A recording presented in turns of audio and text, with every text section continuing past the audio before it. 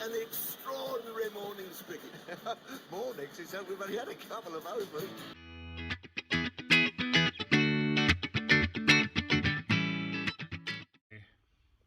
So welcome back to episode 5 of Beyond the Boundary podcast. Today we have Kieran Devlin, who is the Operations and Facilities Director at the Pavilion. Welcome, Kieran. Okay. It's nice to have you. So just tell us a wee bit about yourself and your background and how you got into the role that you're in at the minute. So background for me, so I'm here now, coming 21 years within the organisation. So come from a degree was in sports studies, University of Ulster, Jordanstown. So come here as a placement student. At the end of that placement student, I was offered could I stay on, finish my degree part-time. So took the opportunity, thought you don't get those opportunities coming about too often, so I took it and I've progressively made my way up through the organisation. So I'm director now here, coming up 9 years, actually 9 years this year, or this month, sorry, in April. So yeah, so I've enjoyed it. So it's seen a huge transition over the 21 years that I've been here. There's been a lot of changes, there's been a lot of growth, and as you know, we're about to embark on our next phase of development as well. So yeah. And Stormont is a multi-sport complex. A lot of people wouldn't realise that. So can you just tell us a wee bit more about that? What sports are played here, how many sports and things? Yeah, so on site, it is a multi-sport site. I think that's what makes it very unique. Also, it presents challenges as well, working with our clubs as well. So on site, so we have hockey on site, we have football, we have cricket, we have tennis, we have bowls, we have rugby. We then have chess inside, we have table tennis, fencing, all play a part of it, and squash in there as well. So good magnitude, about 11 sports that participate on site at the moment. So again, it's trying to keep those developing, keeping growing, keeping facilities working for them as well. So yeah, it's quite a unique site. You know, you may have some over, maybe Newforge would be another site that's quite similar to yourselves. So working on kind of membership and facilities as well for clubs. And just on a side note then, what sort of challenges does that pose for you in your role, trying to manage all those different sports across the board? Yeah, I think from an operational point of view, so here when we look at cricket, take cricket for example, so during the summer, cricket out the front, and then in the winter it transitions into rugby. So operationally it's getting that transition right, so again working with the ground staff. Also, because we are a multi-sport site and because we have to become sustainable, the challenge is to make sure that one, we provide top-class facilities, but also as a consequence of the cost to do that. So then we have to bring and attract those kind of international fixtures. So you look at international fixtures, you look at what the current NCU do, and then you have to work with the club, and you have to try and match all of that in, both less to try and minimise disruption to the club and to all the fixtures that happen on site. So when you have big fixtures, you then have to look at the operations, but the catering that we provide, the car parking that we provide, the security that has to be provided as well. So if you take cricket, you transition that into hockey, could be the exact same principle. You may have working with governing bodies, but also you're to try and manage and work with the club. So it's not that, I suppose they are challenges, they're operational issues that we deal with, but they're also natural part of our journey and our life here at work. So it's how we work together, and I think if I would say one challenge, it's about making sure that we communicate better with our clubs and communicate better with our members and indeed our users. So I think those are things that we have to learn, things that we're learning as we're going along. So yeah. Okay, and then there's exciting times ahead for Stormont. So some of our members heard at the AGM recently about those plans. So Phil filled us in briefly in the last episode about some of the plans, but can you just tell us a wee bit about what's going to be going on, and then specifically for the cricket section as well? Yeah, so over the last, so up to like 3 years during COVID, give us an opportunity to look at the sort of the plans on how we bring the facility forward. And as part of that development, we're looking at a sort of a complete change of, not change of direction or what we currently do, but going from a 25-acre site to a 50-acre site. We currently have 11 sports. We want to now bring on 17 sports on site. So again, that brings us challenges. It allows us then to look at our capacity, what are the staff that we need to do that. So as you all know, cricket requires the attention for the wicket to be maintained, to be prepared, etc. So you take the current 6 grass pitches that we have at the moment, we will be jumping to 9 grass pitches. And inside those 9 grass pitches are 2 cricket pitches, one already existing. We do have one on the lower ground, but again we're taking that away and putting the second one where they work back to back.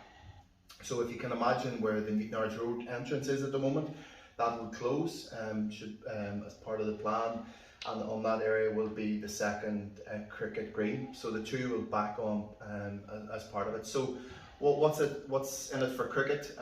So we're getting 2 ODI standard cricket grounds. One of those grounds will have 2,000 seats, and then there will be a bank. Sort of what we're trying to do is create an amphitheatre in a sense, but using grass banks, so that you can create that. And then the second pitch will be completely banked, so it'll be grass the way around. So new scoreboards in there, and we're also putting in the media centres, so that you can have both the media infrastructure to live stream or to have TVs, and they will back to back on the 2 crickets, so you can cover both. And then the side screens will cover both sides, so you're not having to push or move side screens, they're permanently there as well. So it's a permanent fixture.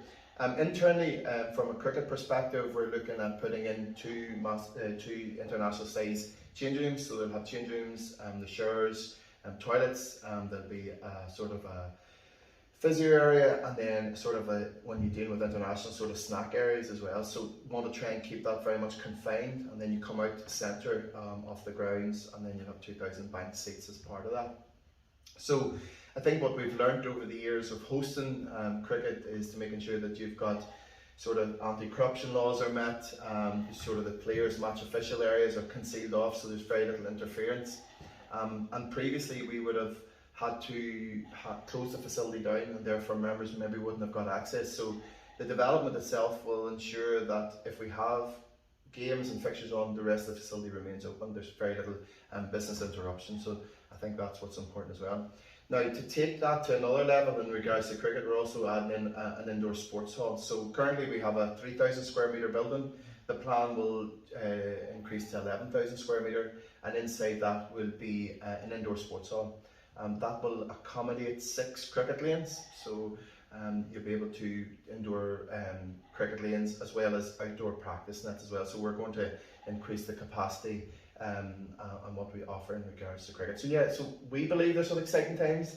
That also brings us challenges to make sure about fixtures and we coordinate. However, I do think from a club perspective that when we get our standards up and we've got 2 great pitches, because we accept that the lower ground isn't the standard where we want to be, considering the club that you are, that would bring it to a different level, you know, here indeed. Yeah, and just in terms of, so we'll have the 2 pitches beside each other and the outdoor net, so really what we're looking at is a high class international standard facility as well, and then we're looking to have those grass banks around the side, so it'll be a bit like New Zealand in the summer. Yeah, it's great because actually some of the photographs Philip would have sort of kept me all on the speed in regards to cricket. So my natural background's not cricket, but again, you learn as the years I've been here, I've been involved in cricket and looked after it here in regards to the events. But he's always talked about this sort of the grass banks and creating that kind of social environment and of what cricket's about. So we want to try and create that amphitheatre and create that sort of, you want a place where people want to come and watch cricket, this is where you want to be. Maybe at club level or indeed at international level, it's there to be used, you know. So. Yeah. Perfect. And then, so timescales, there's a lot of work to be done, obviously. So sometimes you can't put your foot right on it, but in terms of timescales, how long are we looking that's going to take? Yeah, best answer would say how long is a piece of string, but that's not the answer, you know. But I think, so planning went in on the 19th of December, it went live on the portal in February. So you have to gauge between 6 and 12 months. This is not a very straightforward planning. We have a listed building as part of that plan to delist it and to demolish it, but we believe it'll bring community benefits as a consequence of it. So there's that sort of challenge. So we're looking at 6 to 12 months and hoping that everything goes well. We then have to go through a procurement exercise, so making sure that whatever we're procuring, we've got the team in, and then we start delivering. And of course then we have to secure funding, so which is you can have everything ready to go. If you don't have the funding, then we can't really start. So At the moment, we're hoping that we currently have funding from Sport Northern Ireland through the Multi-Facility Fund, so that was for the indoor sports hall, etc. And then hopefully we're working with Peace Plus opening up to try and explore can we get funding, extract funding from that. I suspect, and what we've looked at is that we would like to think we could start, hopefully, and not hold me to this, is that we could be starting maybe at the end of the 2024 cricket season. Because what we want to try and do is have minimum disruption, especially during the busy times when it comes to the grass out the front, etc. And possibly taking the full master plan in its entirety, we would like to think that it could be 2030 that we would be entirely finished. Okay. But we will be phasing it through, and that's all subject to funding. And elements will fall into place, and elements will follow as part of it. But that's our plan, that's our ambition, and hopefully if we can get it built before 2030, then the objective is to do that. Excellent. It's exciting times ahead. The likes of Trevor behind the camera might not be able to play on the new wicket spin, but hopefully I'll be okay. We'll see how his body holds up. Just finally then, so we pay our membership for the civil, but then at the same time we pay our CSNICC membership. Yeah. So some of that money then will be going towards hopefully then development in the future. But can you tell us a bit about the other benefits then that our CSNICC members also get? Yeah. So I think taking your point there. So part of the membership here, our plan is to make sure that we don't impact on our membership here as part of the development. So we would like to, one, fully develop the plan through funding packages, etc., so that there's minimum impact on any of our members here.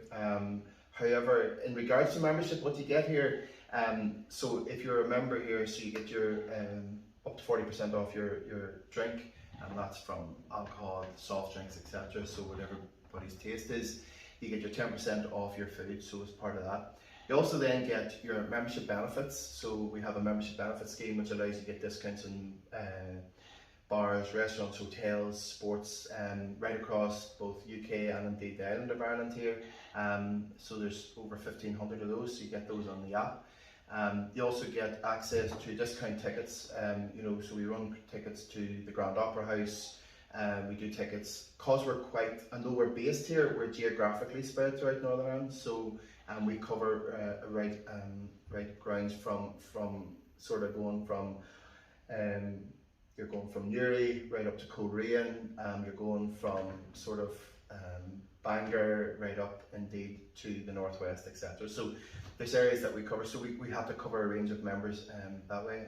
Also you get your access to Ulster Rugby tickets, you get access to discounts such as the Glenarm, the Family Fun Days that happen right across the board. So there is a big spectrum of benefits available. You get your wills, discount of your wills, etc. You're going to make a will, you get that free.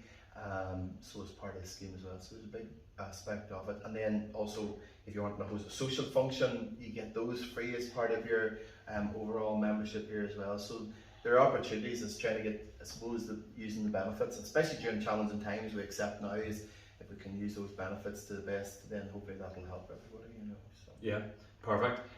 So we encourage, make sure when you're signing up for our civil membership, you make sure to sign up for our CSNICC memberships as well. Kieran, thank you very much. No problem. It's been great to have you on the podcast and give us an insight into what's happening in the future. Thank you for joining us on this edition of Beyond the Boundary. Next up, we will be having a chat with CSNI's Cricket Director, Stuart Thompson. He will be sharing with us some insights on what it was like to play cricket for Ireland at Test level. He will also be discussing his role as Cricket Director at Stormont and what his goals are for the season ahead. We look forward to seeing you in the next episode.